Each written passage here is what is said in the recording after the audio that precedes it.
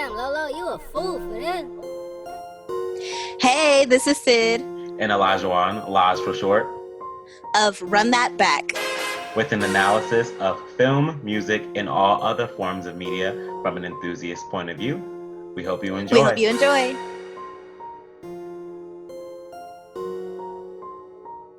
So, how are you today on this evening? I'm doing all right. I'm very, very tired. I'm pushing through. I got some things to do today. Yeah. Still. Oh, wow. So, It's late, y'all. It's late. Yeah, We're recording late. but I mean, I think I'm good overall. I'm all right. I'm surviving. Same. I actually did some Instacart orders today, and that was fun. Yeah. I'm kind of enjoying it. It's I get to be by myself while I'm working, and I like that. I'm coming. Yeah. I just like being. I'm a team player. Like I can be a team player, but like if I can work by myself and get the job done, like. Me too. I Sometimes I prefer. like to create my own pace. I like to speed through things. And it's like, if you got to wait for people that's lagging, it's just too much. It's like, I want to do my thing and go. So yeah, I think like the beauty in Instacart is like, you get to do your own thing. And I like when I be getting into a rhythm. Yes, Because I do Postmates. So I Mhm. love when I get into a rhythm and then I start getting addicted. I'm like, oh, I'm done after this one. Then I get And another then you alert get and I'm another like, one. I'm Yeah. back. Yeah. That's me. I have been all and over the Yes. city at this point. There's a grocery store that's like way up north, like almost damn near Michigan. And Oh, wow. I don't live that close to the Michigan border, maybe like 30-minute drive you'll be in Michigan from where I live. And like there was an order that was up there and I was like, you know what, I'm just gonna venture up there. So I've been up there a couple times. Okay. I've just been all over, and if the pay, when I see that, I'm like, oh, that's a good little. I'm gonna take it. I just take it, and it's been adding up. Yeah. So I've been enjoying it. Yeah, it's been cool. That's good. Make your own money on your own time. Absolutely. But other than that, I've been, still living a life in quarantine and the quarantine times, COVID times, and it's been interesting. Perilous times. Yeah, it is. Yes. There are days where I'm still just like when I go so out. hard to be positive. I mean, it's okay it's okay. I was just talking to my sister today, and she was talking about how she's like, all the things that are regarding, all the death that's going on. She's like, it's starting to like, it's like, well, she's like, I'm starting to feel the effects of it, and yes, like, absolutely. yeah, like it's heavy. It's like sometimes you just have to take a moment. I forgot, we have to take a moment for Chadwick Boseman. Oh yes, absolutely. Man, that hit hard. Just rest in peace to him, and peace and comfort to his family during this time, because that's just a lot to handle, even if you are preparing in terms of his family for having cancer for so many years, but the finality of death is still death, and it's a lot. So what's crazy about his situation is that I obviously, like, no one knew like what he was going through, and like we would see him on award shows, and like he was always like kind of thin. But the first thing that came to my mind was like, maybe he's like vegan, because like a lot of actors and stuff, like they, like when they're not on screen, like a lot of them will be vegan and stuff. So I was just always assumed that, like, and this is me, assuming, making an ass of myself, right? I shouldn't have been doing that. Right. But I'm like, oh, he's just vegan, like that. Cool. But meantime, he's got colon cancer. So yeah, for sure, it's crazy. And that was really sad too, because I remember the quote unquote jokes, which are not jokes at all, but the comments and all that about his weight. And I remember he looked skinnier, but I just, like you said, he was a thin man in general. So I was just like, it was just whatever. And that's Chadwick when he's not on a movie set. I don't know. Or, some people thought he was preparing for a role, I mean, I don't know. I didn't dig too deep into it, but it's just really sad to realize that he was battling cancer, which I can't even fathom all that, you have to go through in terms of that. But he just seemed like such a genuine and great guy. He was one of those people that were like a light. Like when you see him smiling and laughing, like those videos I keep seeing, I'm just like, oh my God, just looks so contagious, his energy. Yeah, it threw me for a loop when I found out. I was like, "What?" I was like, "Chadwick Boseman, like Yeah, Black like Panther." Yeah. it's really rattling, like you're saying, like your sister saying, just the deaths from police brutality and the murders there, and then just like Mm, celebrity murders. It's just mm. always rattling to see these headlines and like, Celebrity death. yeah, and She like said murder. I said police brutality and the murders and then celebrity deaths.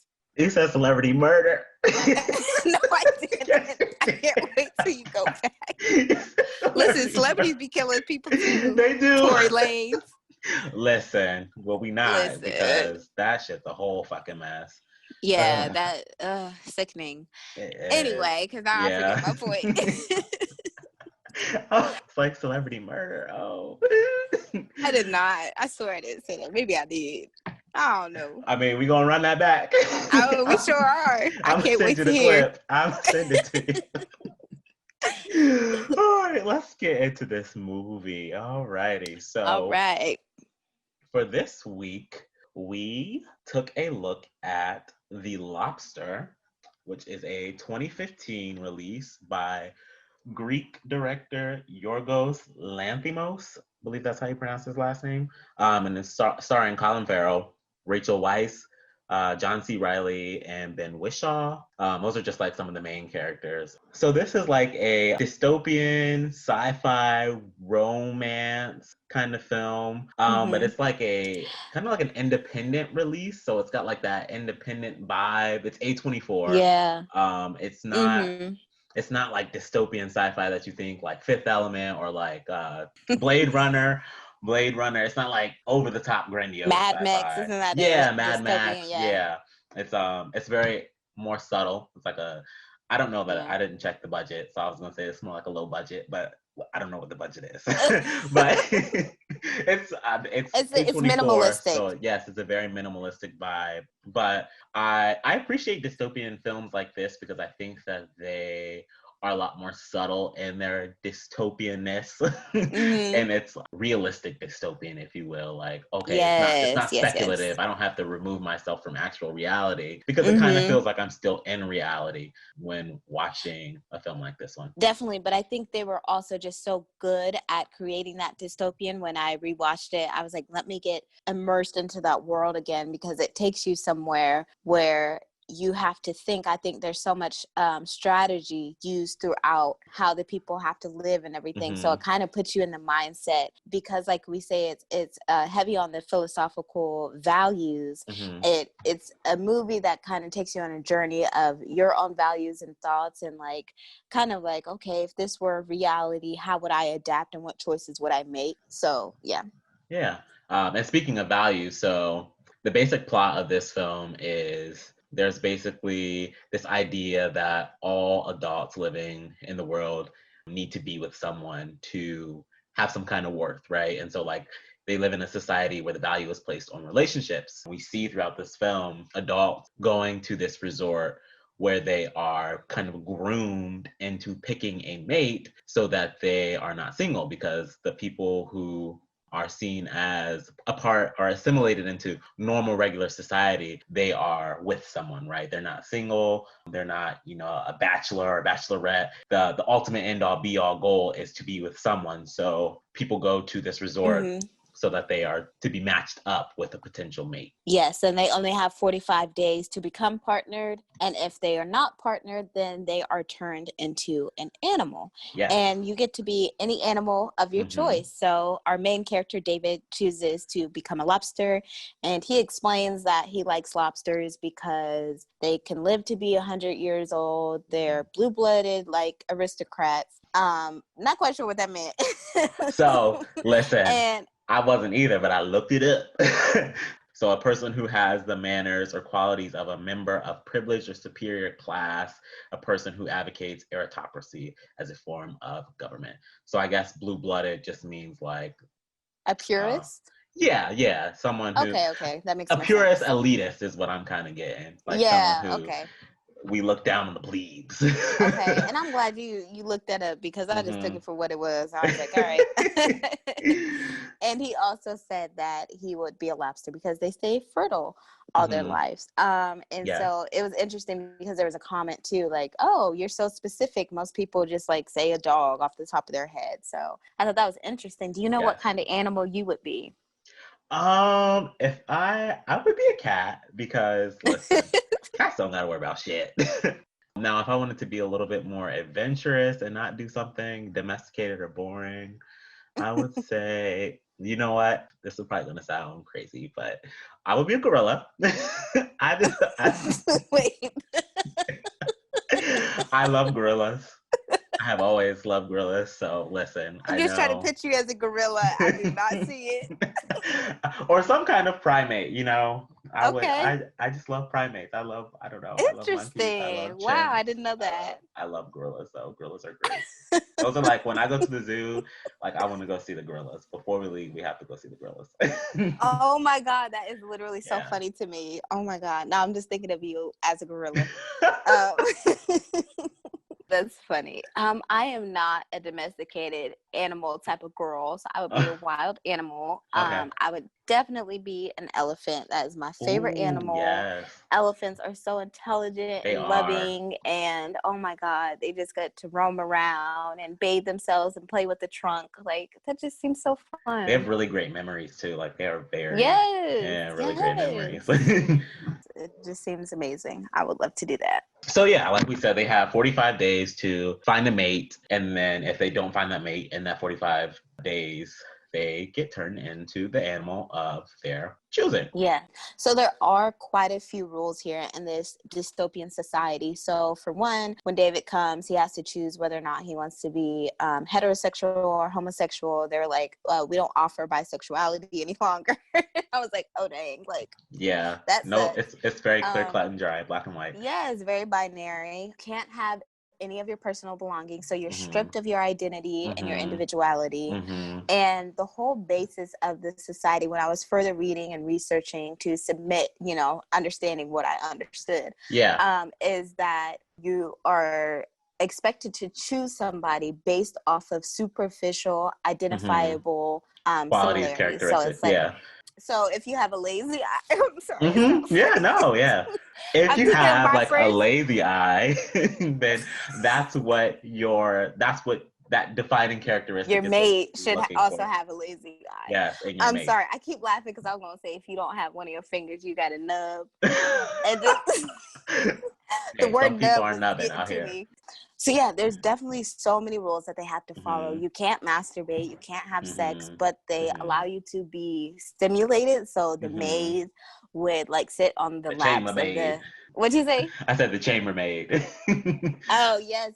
She would like sit on them and like just like gyrate on them to like simulate sex. But then like of course you can't get off, so it's just like want to make sure you're still working down there. Or, I think too it was to give you a push to like I'm getting stimulated so regularly. Like let me hurry up and find my mate. Like And there were several instances in which they kind of provoke people into finding a mate. But I was going to. Back when you were talking about the stimulation, it's interesting because we see it happening with David with chambermaid, but then it makes us think, well, are they allowing that for the women too? Are the women being stimulated as well? Which I could only assume that in this society, probably not. No, not at all. For sure. They don't put the woman's needs first. Yeah, absolutely. And it was interesting because even though they had the like, oh, you can choose to be homosexual, I don't recall any homosexual couples there at all. There were some in the background because I looked for that, and there were a couple instances. I know there was a gay couple, I think, in the first meal scene. And then when they go out dancing, there is a lesbian couple that's dancing together too. So there were a couple little. It just wasn't at the forefront, and I didn't like recognize it, and so I was like, "That's interesting." But I mean, again, that just makes me think like, how were they getting simulated, and how was that working? It's just interesting. Yeah. Also interesting that they even allowed, a gay or homosexual choice in this. Like that was even an option, Yeah. I think, I don't know. That is a good point, but I kind of think that they're like, okay, we're We're somewhat progressive, but not. Yeah, but it's like we're not gonna. You can't be pansexual. You can't be bisexual. Like you don't get your pick of the litter. But like Yeah, but it's we're not like going to kind of exist like like that. You get homosexuals. either or. Yeah, don't exist Yeah, at it's like all. either or. So it's like you either get the opposite sex or the same sex. And so, yeah, I kind of think that they're like, okay, we're aware of people's needs, but we're not going to push it. You don't get everything. You don't get like, even it's interesting because as we said, you get turned into animals. So David enters into the hotel with a dog, and the dog is his brother who never found a mate. And so he gets turned into a dog. And so it's interesting too that they even allowed him to have the dog / brother be there with him. So yeah, it was interesting how the rules would come and go at times. So yeah, as the film kind of plays out, we see several different scenarios where the people of the resort, right, the civilians of the resort, or I shouldn't even call it a resort because we'll call it a resort. It's a It hotel. is They a just call them the hotel resort guests. hotel. I want to say the society because I'm geared to think that this is happening everywhere, which that was like always in the back of my head. I was like, is this like, are there like multiple resorts? Is just this one resort? Like what's happening in the greater world of this universe? But Yeah, we well, won't it go. looked like. I Oh, don't. okay. I was going to answer your I was like, question. well, go ahead because I didn't want to go down that black hole, but I like to immerse You're myself in the fine. I mean, world, and and I that's think what was it's on my head. absolutely, and I think it's okay to wander, and there could be, multiple versions out there. But just what I was understanding through reading the plot is that once you are coupled, then you would, dwell in the city. And so because David is first in an apartment with a woman, which we don't see her face, but she's talking and she's like, I'm sorry, David, because she falls in love with somebody else. And so she's just like, we're done for. That's why he has to go to the hotel. So my belief is that if you are coupled, you just live in the city. And what I was reading is that you just have these minimalistic, bland, boring lives. And love isn't really there. It's not the focus because you're just looking like, do this person got one eye like me? And it's not looking about like values and, likes and dislikes or whatever. People do when they get together. Which is kind of like a greater theme of the movie, like this whole idea of superficial relationships and like, are you really with someone like on a deep spiritual level? Like, do you know each other in and out, or are you, is your relationship based on some bull? And I think the writer director is kind of being cynical and questioning these things, right? We talked about how the movie is very philosophical, so it's kind of like an analysis of the superficial relationship, like how deep is the love, like is love even there? Yeah, and I agree with that for sure, because it's like the characters themselves are like, oh, did you see somebody like limping away? And they're like, oh no, she broke her ankle, like she doesn't have a limp like me. They're just looking out for that one thing, like would we match in that sense, and that they're not looking for anything else. Like I can't imagine just looking for somebody that got teeth like me, and I just don't like nothing else about them. Like I would be miserable. Man, I'm one of the people that be jumping ship. So when I was watching this, I'm like, I don't know if I could do this. Yeah, you wouldn't be part of this society, right? And you know what? There are people who choose not to assimilate. So as we said, you can be in the hotel or you can be coupled in the city. And outside of that, there were people that were called the loners, and they lived in a forest, and they just decided to not give into this rule of I have to be partnered in 45 days, I have to be this animal, and they would wander around and choose to be single. So how that affected the hotel life is if the hotel guest found one of the loners out in the forest and they captured them, then that would buy them an extra day of time that they could, be choosing a mate. On the flip side, the loners chose to disrupt, the synergy that was going on in the hotel, the system that was there, and they wanted to kind of confront them like, this doesn't work, this is superficial, this is cruel. And so it's like it's a critique of people who want to be a part of the blue-blooded aristocratic society, or people who don't want to subscribe. Like, I don't want to do that. I want to rebel against the system. So there's kind of like this war going on between the people who are in the resort, the hotel, and then the people who are the loners, the wanderers. And so they even like play a cat and mouse game, right? So like you had mentioned, the people who are at the resort, if they capture and kill the loners, then they get added time to their stay, so that they can potentially find a mate. And Vice versa, the loners are always trying to sabotage the relationships of the people at the resort, the couples rather, not really the people who are still looking for a mate, but they are always trying to sabotage the relationships of the couples because they know that their bonds are superficial and that, you know, there's nothing there. So why not, you know, destroy this nonsense? Like, you guys are assimilating into some nonsense. Disrupt So what they feel is right and normal. Like, also, no one in the movie has a name. Like, none of the characters have a name except for David. Or they probably do have names, but we're not ever clued in on their names except for the main character, David. So everybody else's name is kind of based off of a descriptor, which harkens back to the idea of defining characteristics. So, like, these people's names in the film are based off of said defining characteristics. So we have nosebleed woman, and then man with a lisp, man with a limp, short-sighted woman, etc. So those defining characteristics, again, are the ways in which we identify these characters. And we even meet David's attempts to find a partner in a woman who they say has no soul or no heart or no feelings. Have either one.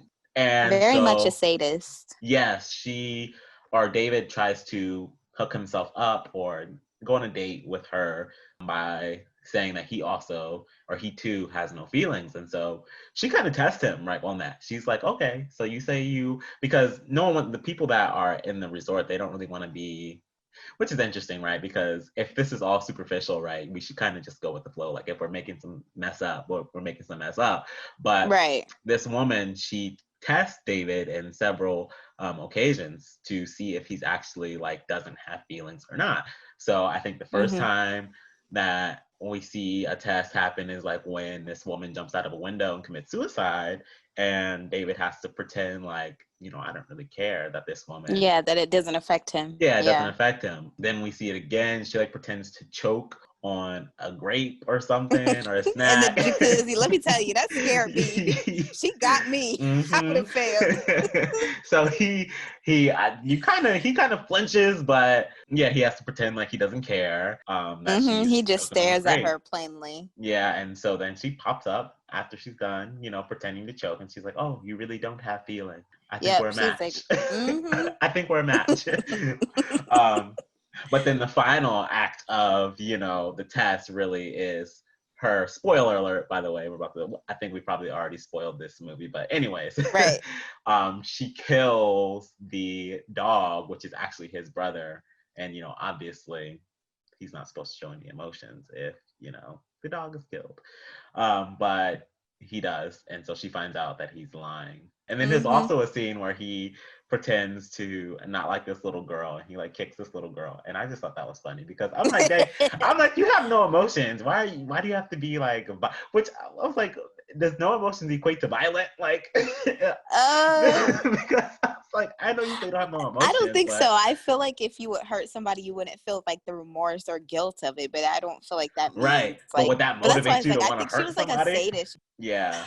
Yeah, so yeah, she kicks the dog to death. And he finds out because her leg is bleeding, and he's like, "What's going on?" And she's like, "Oh, you know, I killed the dog because he wouldn't stop whimpering at night." And so then he breaks down and cries, and she's like, "You're lying to me." And then he's like, "Oh, wait, no. And she's trying to get a staff member to tell, and she's like, he's lying to me. He needs to be punished, because we do see in the beginning of the film that John C. Reilly's character, who is the man with the lisp, he gets carried away with that stimulation, honey, okay? Yeah. So he went ahead and he masturbated, and they seen him, and they said, So they put his hand into a toaster. They burnt his little hand alive.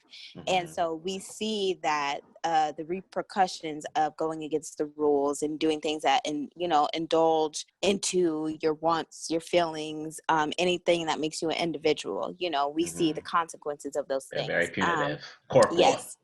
Yes, corporal punishment. And so she's going to snitch on him, and he was like, "Oh no, that's not going to happen." Right. What you not about to do? Right.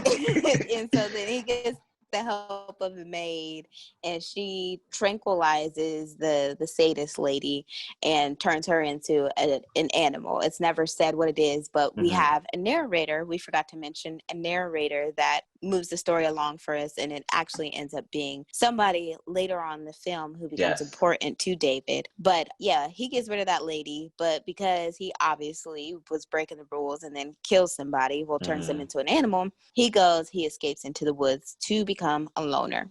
Yes, so that like segues into the second half or the second portion of the movie where we've seen life played out in the resort as, you know, the people who want to assimilate, and then segue into a life of like freedom, quote unquote. But we also find out that even the freed life really isn't that free, because even within the loner society, there are still rules.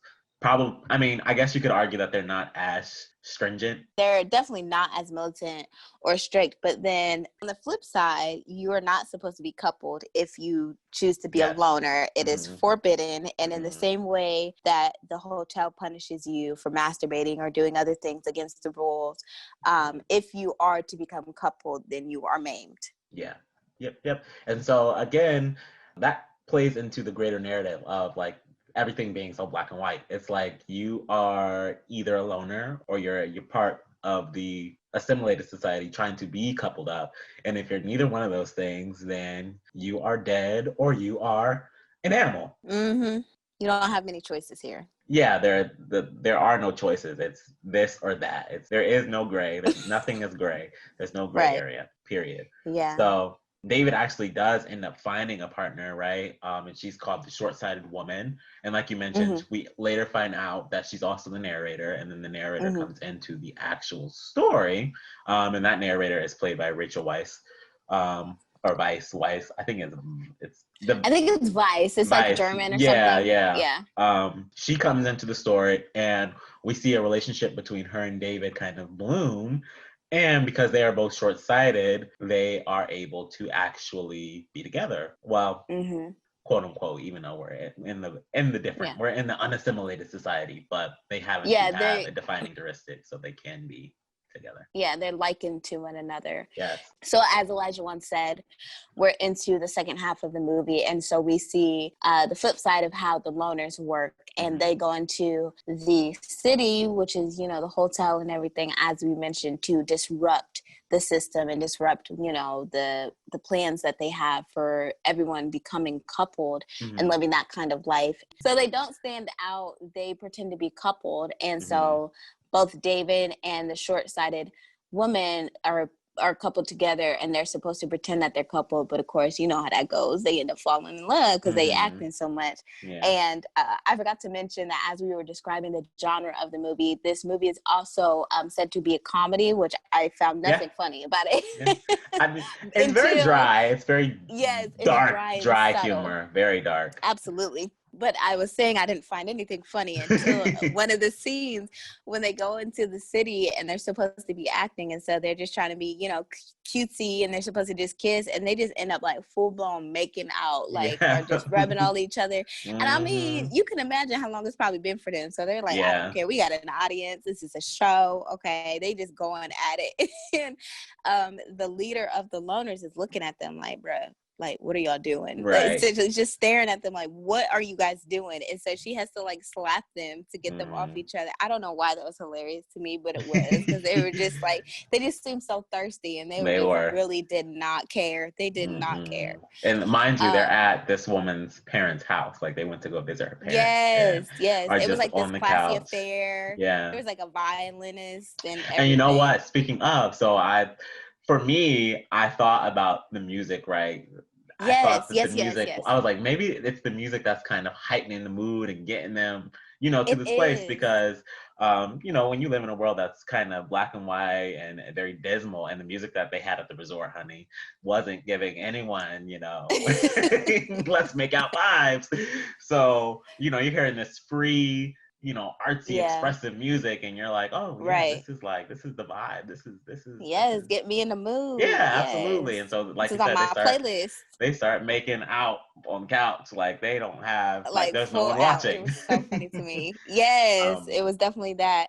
And I thought you were going to mention the violins, because it's like the chords that are struck throughout the movie that to me Mm-hmm. just really kept you in the space of the dystopia, because it kept me Mm-hmm. anxious, it kept me Yes. aware. It was just kind of like this plunking of these notes, kind of like that horror movie sound. Like it was like dun dun dun dun, and it was just, that's all it was, and you just be like, what did I miss? Like I was just like, okay, let me pay attention. I think I actually looked up the type of music that like was happening, because it's very, Okay. like you said, it's very chaotic. It's like it'll be calm, and then Yes. you'll hear the chaotic violins, and it's like very staccato, Yeah. and there are these like Come on, music words. abrasive uh Yes. violin. They're like this violin playing, and that would Mm-hmm. come around. And actually, I should have paid attention to like when it was happening, because that probably would have Ah, yeah. clued me into like some, as the movie progressed, like what was about to happen when the music came in. But it's a type of music called sonorism, and it's like a Polish type of music. um Okay.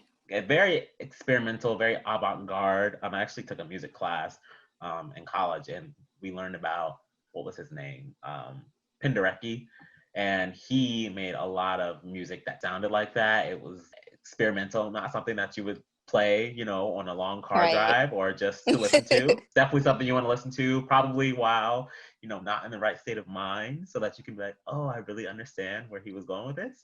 Right. But he has a song called Serenity, for the victims of Hiroshima or something like that. And Oh, it's an interesting composition. I gotta look that And up. That sounds heavy. yeah, the first time I heard it, I was like, wow, this is interesting. But again, it was giving me that vibe, that theme that we kept hearing in the music. It was reminding me of that. And also is reminding me of the Wii music. Like, you know how you're picking your Mm-hmm. character and it's Doom, like ding doom, ding doom. ding ding ding ding Yeah. ding ding ding ding ding ding. Yeah, it was very I much just like kept that as getting those well. vibes. So, Hmm. But yeah, Okay.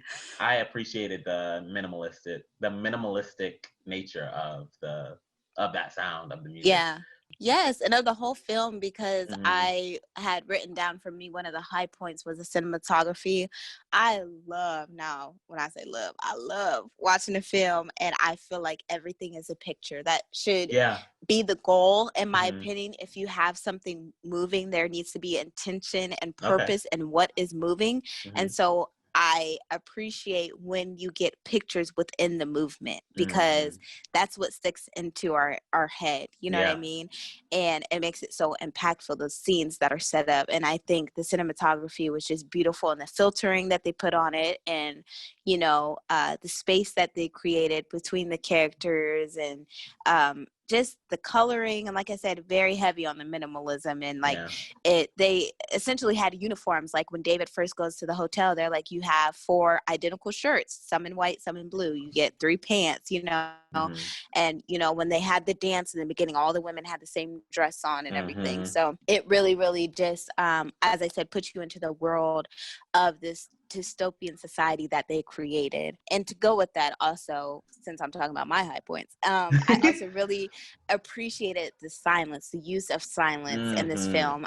I think silence is another thing that you should zero in on it, whether it be like, Hmm. a play or a movie, because it's there for a reason. It Yeah. usually depicts, change in mood or Hmm. intention, action, etc. So I love the use of silence where, we have to interpret what David is thinking when he's plotting on the nosebleed woman, and you Hmm. can see it through his movements, through his eyes, what he's going to do next. And silence is used heavily once he is a loner in the forest, and Hmm. he, becomes coupled up with the short-sighted woman, because they have to create their own language, because Hmm. they're in hiding. They're not really supposed to have these lengthy conversations, because anybody can find them. Hmm. They're not even supposed to be communicating with each other like Hmm. that, because of course that's when you fall in love. And so Right. they create their own language, and so silence is used while they're in the forest. And I think it's another great point they use that creates such impact in the film. Yeah. So the opening of the film, right? We're going to jump back to the opening, and then we're going to fast forward to the ending, because both the opening and the closing of the film they're very interesting. The first scene, we see a woman kill a mule, and then we jump into the narrative of like David at the resort. But a lot of people have interpreted that scene and kind of guess what was kind of being implied in that. And I just wanted to know, like, what was your what did you take from that?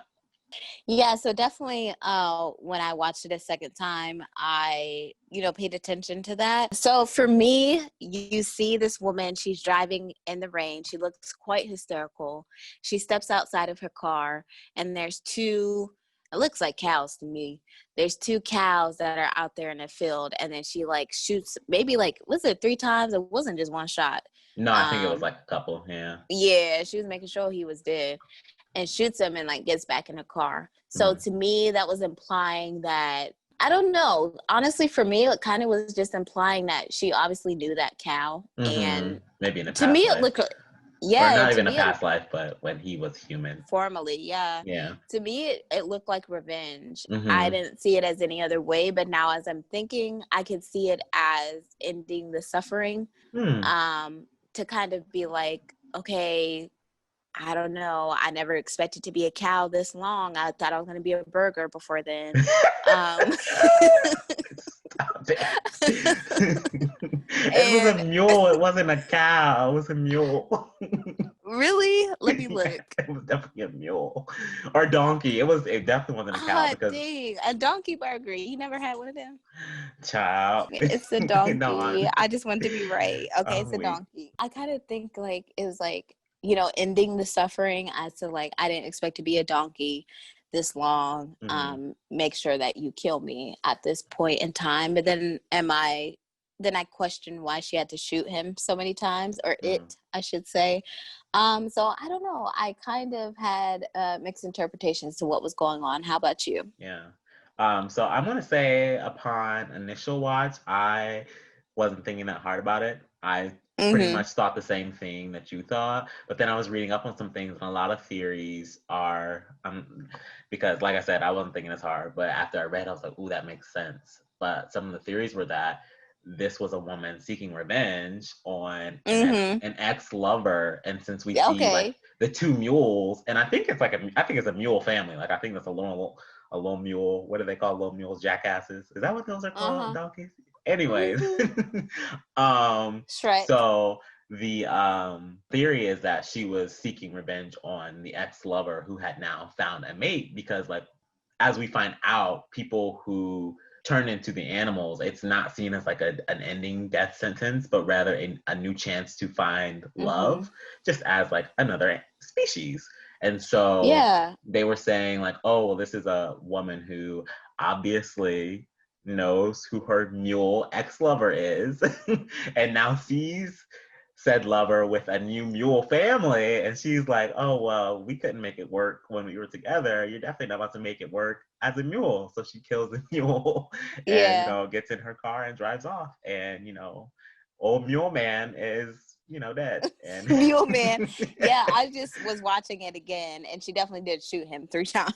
Yeah. So and then she just walks away. So yeah, I definitely got that. Oh, and then the poor other donkey is walking towards it. Yeah. And then you get the title, The Lobster. But then that's interesting too, because it's like, why are you even going back to your ex and killing him? Like, why would you care? Because to me, we see from David's perspective, he's broken up with, and that's why he has to go to the hotel. So if this woman is the ex-lover of this donkey, then why would she care if he moved on or whatever? It's like, obviously there was a separation there, and then he chose to go to the hotel, but then he turned into a donkey and found love. Like, why is that your concern now? I mean, maybe it's my next question. Was it jealous? I mean, jealous lovers are they out there? Jealous exes, like people have jealous exes. Like we ain't gonna pretend like in the dystopian world, those things don't happen. And we don't know that the breakup was mutual. Like maybe she was like, I don't want to break up. Like, but he was like, listen. But then I'm curious as to how she was still out and about.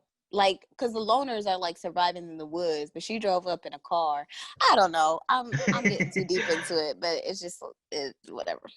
So I guess that's a fair argument, because if she was okay by herself, then why isn't she at the hotel too, trying to to get her little or maybe couple she was on. And like she left and she was like, I'm about to go find. She escaped. Yeah, old mule man, and I'm gonna kill him. How'd she even know which one was her man or woman? True. We don't know. Yeah. But like, Who knows? Maybe that's one of those things that we have to suspend. We shouldn't think too hard on because it's a movie. I guess. Yeah. But fast forward to the end, David does eventually find a lover in the short-sighted girl. And they get found out, right? They obviously get found out. Because the girl wrote in a journal that they was going to escape together. Now, girl. Listen, not everybody is the Oh, brightest. my Lord. Yeah, and that's why she was called short-sighted. Mm-hmm. So the loner leader finds them out, and she blinds short-sighted woman. Obviously, now her and David aren't a match, which is interesting because, like, as people who are supposed to be seen as, you know, not part of the assimilated culture, forming a bond or a relationship on a superficial defining characteristic, they still, even as loners, are kind of following attached, the same rules. Yeah, attached to that idea of, oh, I still have to be with someone who is like me. So David's short-sighted. Yeah. She's 'Cause it's short-sighted. just, I think it's a reflection of the society and thinking that that's enough. That's just truly their belief. Mm-hmm. And, you know, maybe you do fall in love with, because they were, I truly believe that they were in love. So they just happened to also share that superficial characteristic, which, you know. Yeah.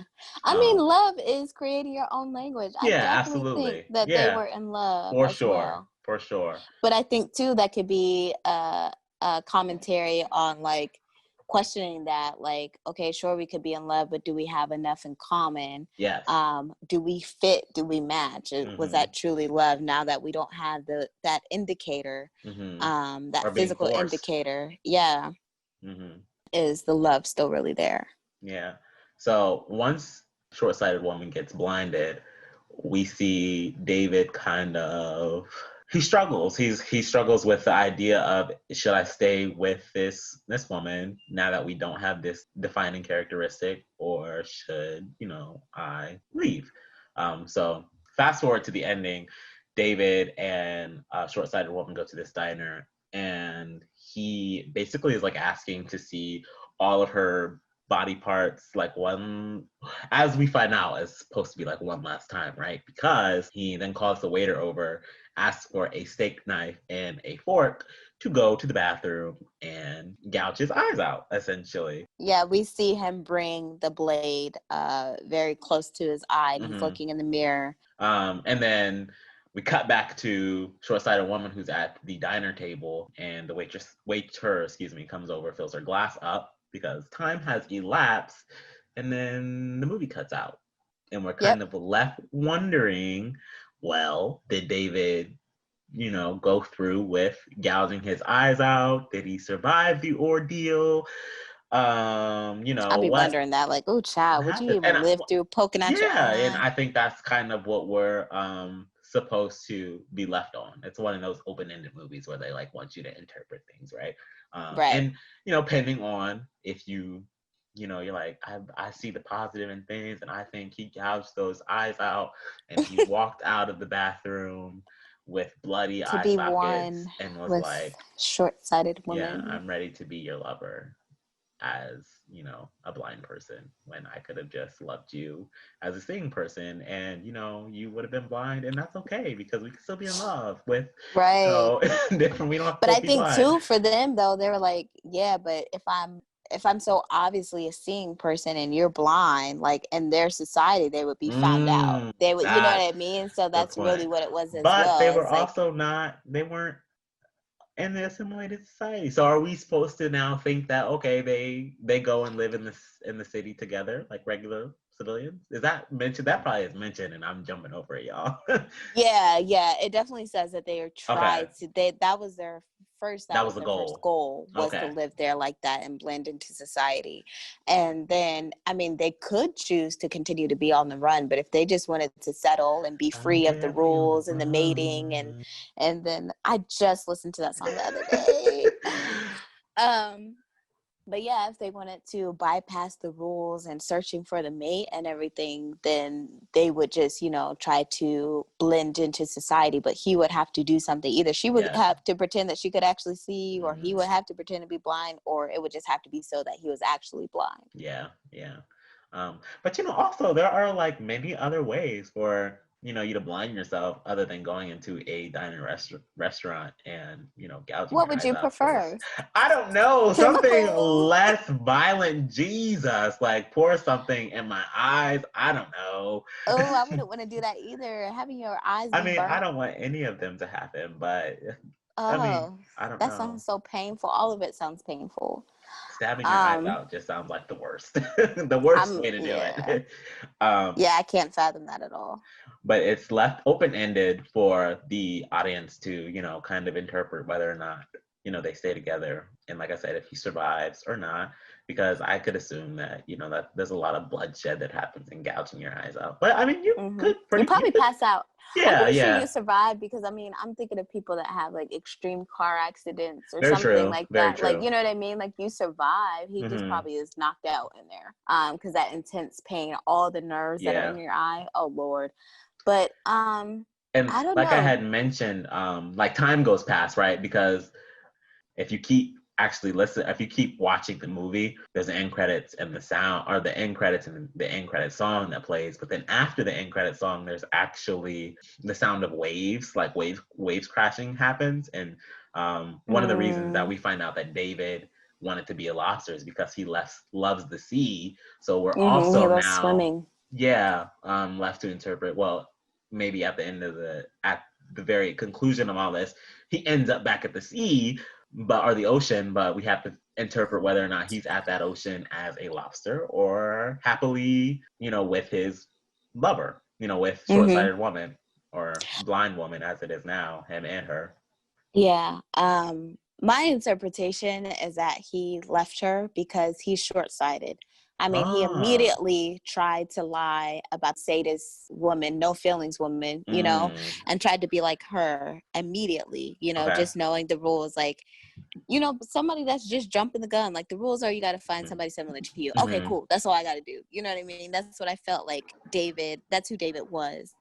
And I feel as though his attraction or likingness to these people were superficial, of course, as they were Mm-hmm. meant to be, but there was such a change in him when he realized that she had been blinded, and she was so reluctant to tell him. She was scared, she was fearful Mm-hmm. of Mm-hmm. his reaction. And so he was like, you know what, it's okay, we're gonna make it through it. Kind of like those kind of like, I mean, yeah, sure, it's fine, yeah, okay, like, one of those kind of reactions Yeah, yeah. where it's just like, yeah, I guess I can deal with this. And Uh-huh. so just based off of his history as a character throughout the movie, and because it takes so long in the bathroom, that's just an indicator that the person dipped, in my opinion. Oh, And okay. then I was also just thinking about then why call the movie The Lobster? And Oh, to me, okay. it would mean that he's a lobster, and you kind of, I think it's an interesting way to be like, this is a life that the lobster lived. Like if you think about Mm. reincarnation,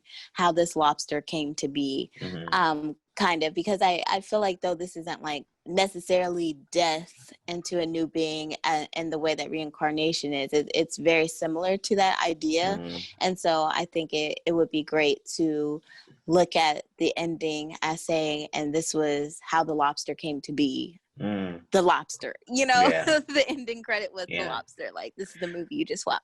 What was your interpretation though of the ending So, before I persuaded you? yeah, no, upon initial, I think I guess I'm an optimist. I'm really not though. But I was I like, think hold with on, this, hold on. it just depends on the day. But no, I think with this one, I think I was under the impression that, he did the deed. He did the deed. Um, Okay. he gouged his eyes out, and I don't know that he returned to the table because I could only assume that he ended up at the hospital. But Yeah. then, maybe after the hospital visit and, he got himself together, he, spent the rest of his days out with short-sighted woman, and, they lived happily ever after. And I guess that's the very rare Wow. positive me coming out because Wow. I'm Who usually is very this? nihilistic, and I'm just like, people just do things aimlessly, and it is what it is. Like, who cares? But yeah, no, I think I'm gonna say I'm gonna be hopeful. If you haven't checked this film out, I would definitely hit it up. It is on Netflix, correct? Am I correct? Mm-hmm. Netflix? Yeah, it's on Netflix. So if you want to stream it on Netflix, if you have Netflix, go for it. I think it's one of those films if you like philosophical conversation afterwards and you want to, Existentialism. yeah, you want to be deep, you want to be woke. This is the film that you should check out. And you know what? That's going to be why I would run it back as well. How about Okay. you? Why would you run this one back? I would run this back because I think it has such unique artistic qualities, just as I said, visually, as well as with the commentary throughout that provides insight into a specific society that they created, but also reflects the society that we live in, superficiality as well as mating, and that being that's honestly taught as the pinnacle of our lives. Like, Yeah, the end all you be find, all. yeah, like you find your mate, you start a family type thing. That's honestly what a lot of us are trained and reared to do and become, is this coupled person. And so I like it for its commentary in that regards. And I just love a movie that makes you think. And I love those offbeat indie films, as Elijah mentioned that this is an indie film. And I just naturally gravitate towards them. So this is definitely in alignment with the kind of films that I watch in leisure.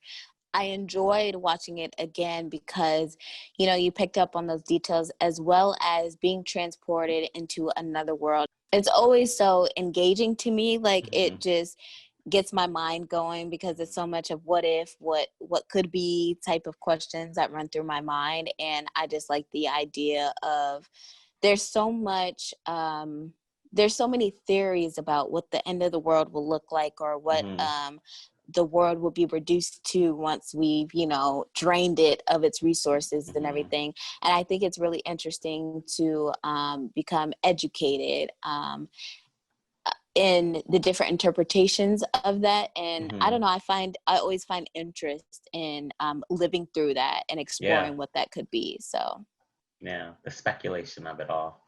I like it yes. too. Yeah. So that's been another episode of the Run That Back podcast. We hope you all enjoyed, and we'll see you all next episode. See ya. Bye. Intro and outro music for the Run That Back podcast is provided by Yeah, artist Lolo, you a London, fool for that. LNDN. Find them streaming on Spotify, Tidal, Apple Music, and YouTube, or any other streaming service under the name Emo Prince.